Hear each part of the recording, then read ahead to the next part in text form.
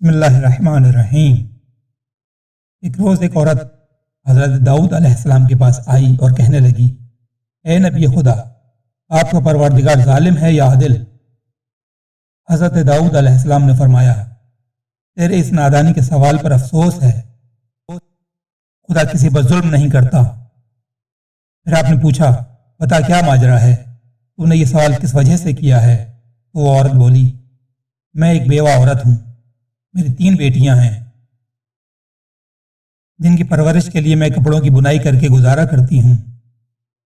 کل میں نے بنائی کا سامان ایک سرخ کپڑے میں رکھا اور چاہا کہ بازار لے جا کر اسے فروخت کر دوں اور اس سے جو رقم حاصل ہو اس سے اپنے اور اپنی بیٹیوں کے لیے کچھ کھانے پینے کا سامان خرید لوں کہ اسی اثنا میں ایک پرندے نے مجھ پر حملہ کیا اور وہ کپڑا و بنائی کا سامان لے کر اڑ گیا اور مجھے رنج و غم میں مبتلا کر دیا۔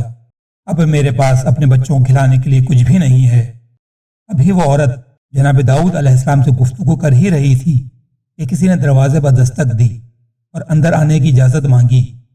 جناب داؤد علیہ السلام نے اجازت دی تو 10 تاجر اندر آ گئے اور سلام و دعا کے بعد ہر تاجر نے 100 دینار حضرت داؤد علیہ السلام کی خدمت میں پیش کیے اور ان سے کہا، اے نبی خدا، یہ سب مال کسی مستحق کو دے دیجیے۔ جناب داؤد علیہ السلام نے ان سے سوال کیا، یہ بتاؤ اتنا مال تم میرے پاس کس وجہ سے لائے ہو؟ تو وہ کہنے لگے، ہم ایک کشتی میں سفر کر رہے تھے، تیز ہوائیں چلنے لگیں اور طوفان شدید تر ہوتا چلا گیا اور اسی دوران کشتی میں سوراخ ہو گیا اور پانی تیزی سے کشتی میں داخل ہونے لگا۔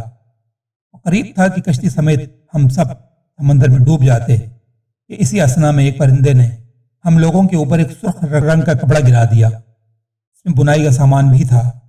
اس کپڑے اور سامان کی مدد سے ہم نے کشتی کا سوراخ بند کر دیا جس سے کشتی میں پانی بھرنا بند ہو گیا۔ تھوڑی دیر بعد طوفان کی شدت کم ہو گئی اور موسم خوشگوار ہو گیا۔ اس طوفان میں جب ہمیں اپنی موت قریب دکھائی دے رہی تھی تو ہم میں سے ہر ایک نے منت مانی تھی کہ اگر اس طوفان سے نجات مل گئی تو 100 دینار صدقہ کریں گے۔